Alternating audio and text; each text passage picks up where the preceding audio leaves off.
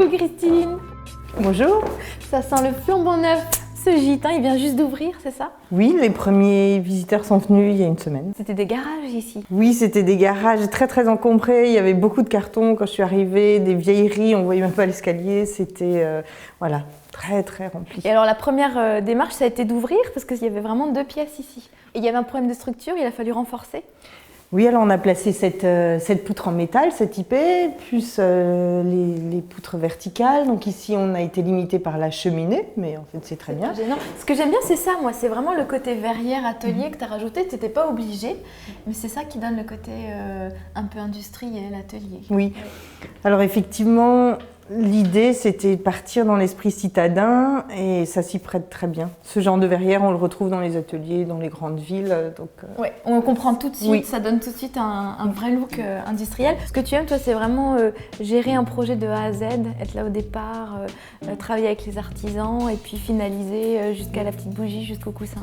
Ce que j'aime, c'est rencontrer les personnes, donc là les propriétaires du gîte, échanger avec eux, on se rencontre, ils me nourrissent, c'est-à-dire ils vont me donner toute la matière, moi je vais les aider aussi à me donner la matière pour construire le projet ensemble. C'est-à-dire que le projet, chaque projet, c'est pas ma signature, c'est vraiment, j'ai un rôle de chef d'orchestre, j'ai un rôle de... Voilà, j'aide à concrétiser des rêves, des idées, des envies. Et voilà, j'aime bien commencer par une discussion et puis finir voilà, par la dernière bougie, la dernière lampe, en passant par les gros travaux avec les entreprises. Oui.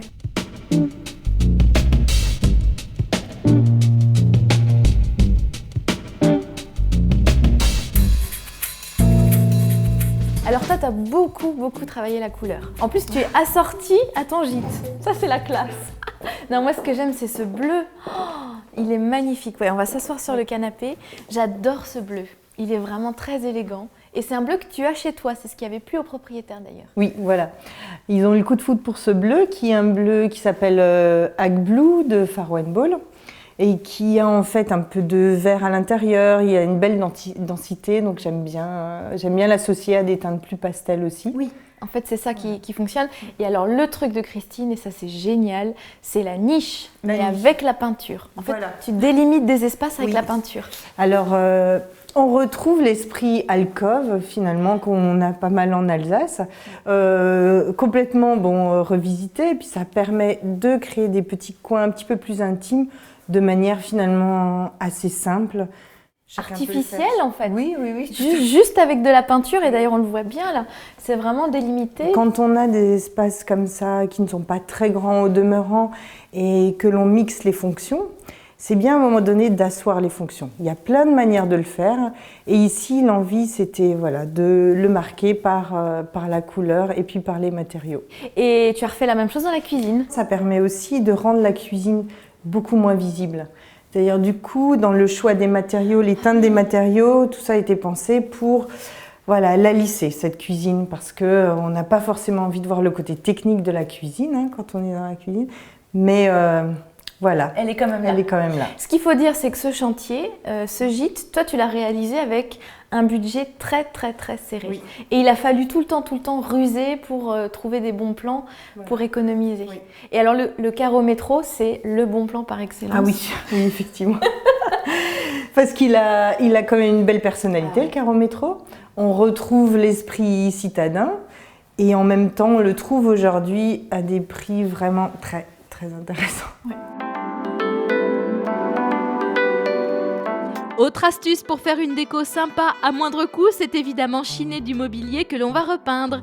Ici, Christine déniche des trésors dans les brocantes, mais plus surprenant, aussi dans les enseignes de mobilier contemporain, comme cette table basse d'exposition, bradée et abîmée, qu'elle n'hésite pas à repeindre pour un nouveau look sur mesure. L'utilisation de la couleur sert à rythmer la décoration de Christine, un bel exemple avec ses cubes repeints ou ses placards joliment habillés sous l'escalier.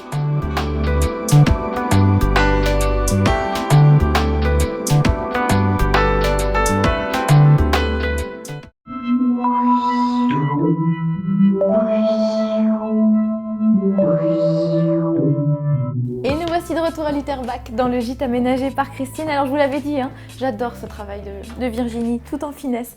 Chambre à coucher des parents. Alors, pas évident parce que pas beaucoup de place, sous les rampants. Qu'est-ce que tu as voulu créer du coup? C'est cette tapisserie qui ressort. Oui, l'idée c'est que comme on est vraiment dans un espace contraint et que finalement le lit n'est pas trop loin du mur, c'est une fois qu'on est couché dans le lit, c'est quand même agréable qu'il se passe quelque chose en face. D'où l'idée de ce papier peint Cole & Son qui reprend donc une idée de nature puisqu'on est en pleine nature aussi. Ouais. Et alors la salle de bain, là pareil, beaucoup de contraintes et à nouveau ce magique carreau métro qui lui donne encore ce côté urbain. Ce qui est amusant, c'est que tu as mis un carreau au sol, mais qui ne commence pas là où commence la salle de bain. C'est volontaire? C'est volontaire parce que si on l'avait fait commencer là, on n'aurait pas cette fluidité que l'on a dans la chambre et ça créerait une frontière entre la chambre et la salle de bain. Et l'idée, c'était pas du tout ça. C'était plutôt de créer comme un tapis sous la baignoire. Ça la met en valeur. Génial.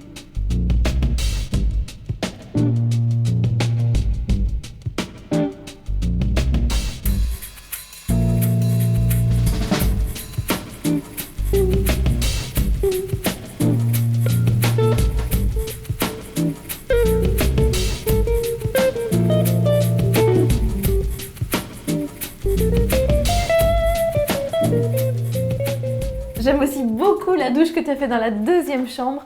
Écoute, il va être l'heure de se quitter. Avant, est-ce que tu peux me donner le coup de cœur sur ce gîte?